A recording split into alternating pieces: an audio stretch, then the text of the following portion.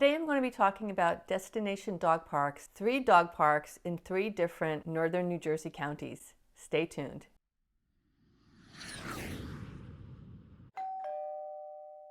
Hi, I'm Teresa O'Connell. Thanks for stopping by my channel. I'm a realtor and love to share information about real estate topics and communities. Let's get started on some great northern New Jersey dog parks.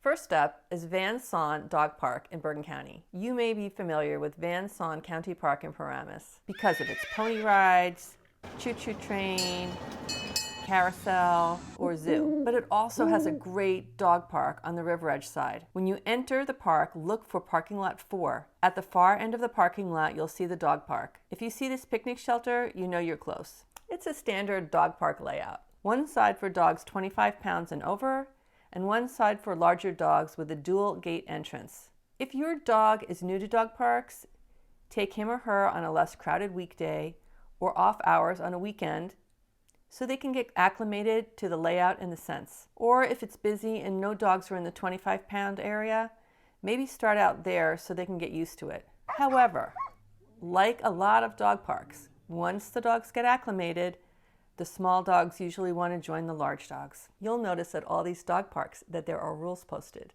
It may seem like a lot of rules, but they are really common sense, such as make sure your dog is healthy, is licensed and up to date with vaccinations, with their tag visible, and of course, clean up after your dog. Bring along water to keep your dog hydrated and bags to clean up after him or her. Hours differ depending on what park you go to. Saun Park starts at 6:30 a.m. and closes at 7 p.m. The Saun Dog Park gets busy on the weekend and it has a real tailgate party vibe. Not surprising because we in New Jersey are known for our epic tailgate parties. Owners sometimes bring their dog water bowls and owners and dogs alike socialize, and you'll find the dog owners to be lovely and sociable. Owners do keep an eye out for their dogs and intervene if they start to roughhouse. The things I like about Saun Dog Park are that it's spacious, there's a shade section, and the ground is covered with a fine gravel that is easy on the dog paws. There's also picnic tables nearby. You'll notice that people also come to Saun Park to walk their dogs on the 146 acres. So go ahead, visit, make a day of it. Next up is Morris County's Central Park Dog Park in Morris Plains, New Jersey. It's about 35 minutes west of Paramus. It's huge, well-maintained, and pretty special. This park is very popular and gets a lot of visitors. There's an entrance on Collins Road with a parking lot that has access to both the small and big dog areas. And there's also another entrance further up on Evans Drive. Make a left on Evans and drive up to parking lot 3 and walk down to the big dog entrance. There's also a path to the other side where the small dog park is. The small dog park has climbing equipment, and one of the large dog parks does too. The dog park is closed on Thursday mornings for maintenance, and the large dog park sections alternate to give the grass a rest. The small dogs tend to stay in their own area, as do the big dogs, because unlike Paramus, they are not side by side. Like Paramus, rules are posted with some extra signs for emphasis.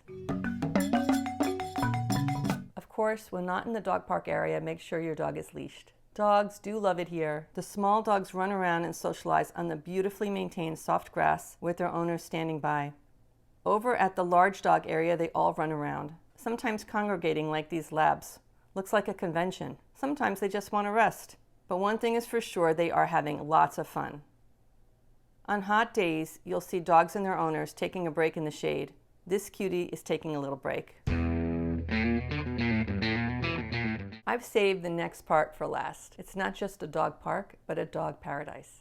Welcome to the Wantage Dog Park on County Road 628 in Sussex County, open from dawn till dusk. It's a little over an hour from Paramus in the northern tip of New Jersey. Unlike most New Jersey dog parks, this dog park is not run by a town or county, but strictly by private individuals through a 501c4 nonprofit using public donations and with the help of volunteers. It was the brainchild of Marilyn and Stu Baker, and the wheels were set in motion in 2005 with the dog park opening in late 2006.